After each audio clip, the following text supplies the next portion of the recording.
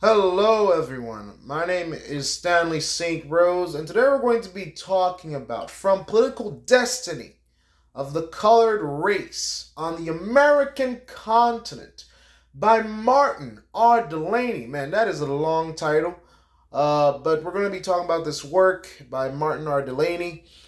Before I do that, please remember to leave a like, subscribe, and or comment so that the channel can continue to grow. So, Martin R. Delaney here. He's talking about the political destiny of colored people, of black people in America. We're looking at the age after slavery, the age for black Americans to become Americans, to become citizens, to have the ability to vote, rights, and the whole nine. And Martin R. Delaney, in this specific time, he was reflecting upon, yes, slavery is ending. Abolition. The abolitionist movement was moving forward, and there was starting to be some.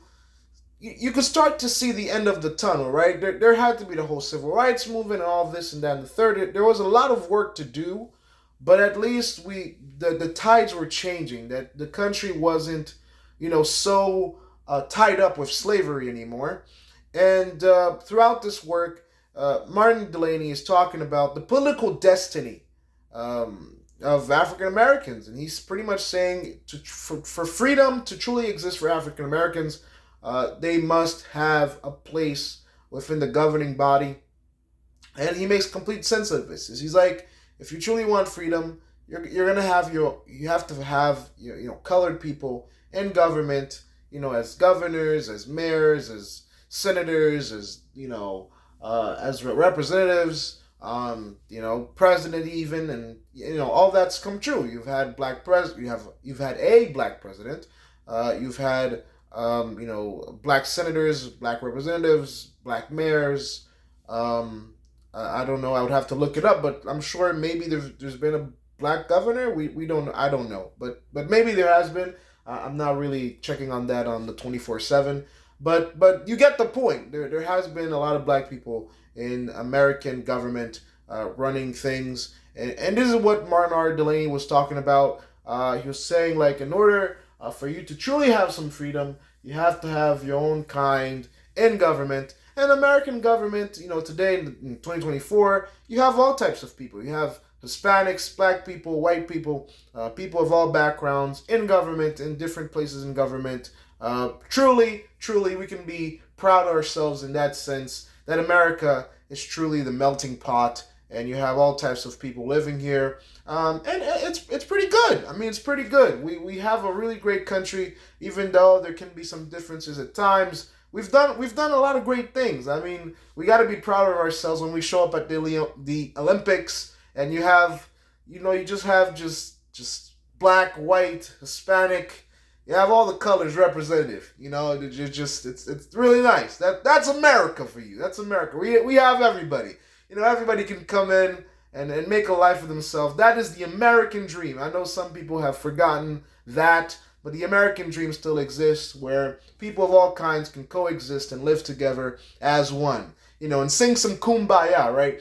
So the political destiny here, Martin R. Delaney is very serious. Let's be a little bit more serious here. I do have to say he's very serious about this. I mean, he's the person that told African Americans that, if they can't be full citizens in America, they should think about moving to Haiti and to different islands in the Caribbean where there's a lot of black people and black people in government.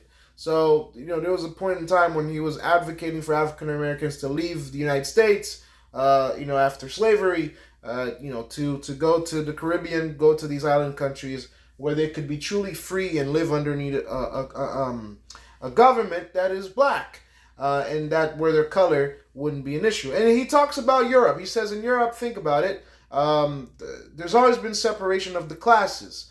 In Europe, throughout history, the rich were educated, they wear nice clothes, they had nice houses, and so they ruled, they hold government in their hands. And the people who were poor, who had no education, they couldn't run anything, and pretty much they were servants. They were the people underneath the table They served the rich. They worked in the factories, and so they were nobodies. So he says in America, you can't have the different classes be separated by money, education, things like that. They just use color because color is usually sufficient to keep somebody down. Because, like, if this person is black and this person is Hispanic and this person comes from this country, you'd be like, well, you're not white, and so you can't be a senator or a representative or run a state. But again, America has changed. I mean, we've had a black president. We've had several people of Hispanic heritage in Congress. So, people might still talk about this, but honestly, at this point, it makes no sense because America's really good and progressive and about allowing people of all kinds of backgrounds run. I mean, you have black billionaires and Hispanic billionaires and white billionaires. Different people have different sayings. But if you are in America, no matter where you come from, you have ample opportunity to be wealthy, to be rich, to be respected, to be in government. If anybody says that's not the reality within the U.S., you're just lying to yourself. America is not a racist country. There's ample ways to be accepted, to work within a community, to be a millionaire, to be wealthy, no matter what your background. It's really not dependent on color anymore. So America has accomplished the dreams of Martin R. Delaney, even though there are some segments of black people, of different people that might say, oh, there's still a lot of, now things are so good that some people are calling for reparations. Now we're just getting ridiculous. That's just that's just Stanley's 2 cents, because reparations are just ridiculous. That's just somebody trying to make a quick buck. All right, let's move on from that. Let's not get controversial. But Martin R. Delaney here, within this work, that's what he's getting at. He's pretty much saying that, if we looked at throughout history, people have been held down by education, by their place in society. But in America, at the specific time period that he was writing in, it was color. It was color, and he thought this was so serious that he was saying that people should leave the country if they can be full citizens. But now, definitely that's not the case. So, in terms of an analysis and deeper meaning here, this has a lot to say. Martin R. Delaney, he was looking at the health of America at the time and at the place of black people in America, and the situation looked very bad.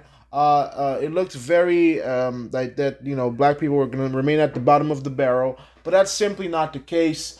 Things have changed, the tides have turned, and now we can see that African Americans do hold. I mean, you've seen a black president. I mean, what else do you need? You've seen a black president. You've seen black senators, black representatives. So that's all been done. So the thing that Martin R. Delaney is calling for within his book, within this work, it's been accomplished.